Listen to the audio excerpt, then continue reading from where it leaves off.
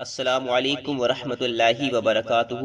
سامعین کرام، عذاب قبر ظاہر ہونے کی کیا حکمت ہے، اس کے حوالے سے حضرت سیدنا ابو سنان رحمۃ اللہ علیہ فرماتے ہیں کہ میں نے حضرت سیدنا امام اوزاعی رحمۃ اللہ علیہ کی بارگاہ میں حاضر ہو کر یہ پوچھا کہ حضور، جب کوئی یہودی یا نصرانی مرتا ہے تو اس کا عذاب قبر لوگوں پر ظاہر نہیں ہوتا، مگر مسلمانوں کی قبروں کے حالات بعض مرتبہ ظاہر ہو جاتے ہیں، اس کی کیا وجہ ہے؟ تو آپ رحمۃ اللہ علیہ نے ارشاد فرمایا، کفار کے عذاب قبر میں تو کسی مسلمان کو شک ہی نہیں، انہیں تو دائمی عذاب کا سامنا کرنا ہی ہے۔ سب مسلمان یقین رکھتے ہیں کہ کفار مرتے ہی عذاب میں مبتلا ہو جاتے ہیں، اس لیے ان کے عذاب کو ظاہر نہیں کیا جاتا۔ ہاں، بعض مرتبہ گنہگار مسلمانوں کی قبروں کا حال لوگوں پر ظاہر کر دیا جاتا ہے تاکہ لوگ عبرت پکڑیں اور گناہوں سے تائب ہو کر اپنے پاک پروردگار کی رضا والے اعمال کی طرف راغب ہوں۔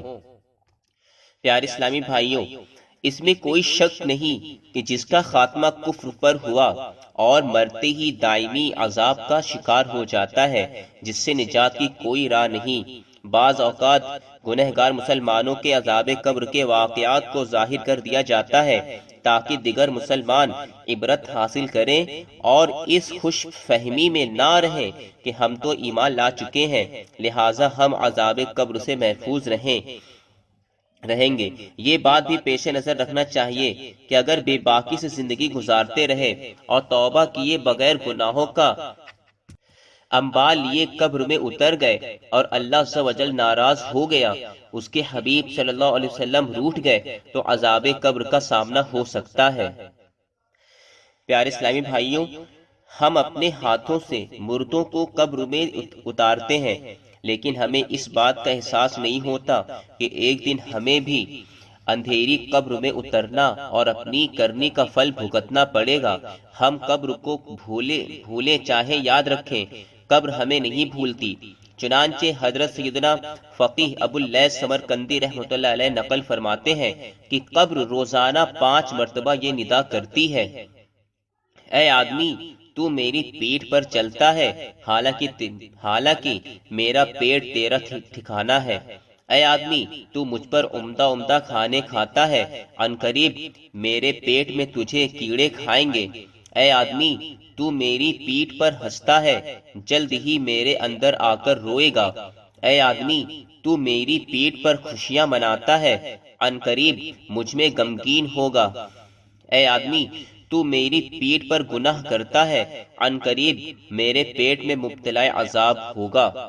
سامعین کرام، قبر جہنم کے گڑھوں میں سے ایک گڑھا ہو سکتا ہے، جیسا کہ حدیث پاک میں ہے کہ قبر جنت کے باغوں میں سے ایک باغ ہے یا جہنم کے گڑھوں میں سے ایک گڈھا ہے۔ اگر ہم نیک عمل کرتے ہیں اور اپنے اللہ کی عبادت کرتے ہیں تو یہی قبر ہمارے لیے جنت کا باغ میں سے ایک باغ بن جائے گی، اور اگر ہم گناہ میں ملوث رہتے ہیں، ہمہ وقت نافرمانی کرتے رہتے ہیں، گناہوں میں ملوث رہتے ہیں، تو یہی قبر ہمارے لیے جہنم کے گڈھوں میں سے ایک گڈھا بن جائے گی، اور اس میں ہمیں حشر تک کی قبر میں عذاب ہوتا رہے گا۔ اور قبر کا عذاب بہت ہی خطرناک عذاب ہے کہ اس میں سانپ کا عذاب دیا جاتا ہے، بچھوؤں کا عذاب دیا جاتا ہے، کئی طرح کے عذاب دیے جاتے ہیں جس سے اللہ کی پناہ ہے۔ اللہ رب العزت ہم سبوں کو قبر کے عذاب سے محفوظ فرمائے اور ہمیں بد عمل کرنے سے بچنے کی توفیق عطا فرمائے۔ وآخر دعوانا الحمدللہ رب العالمین۔ السلام علیکم ورحمۃ اللہ وبرکاتہ۔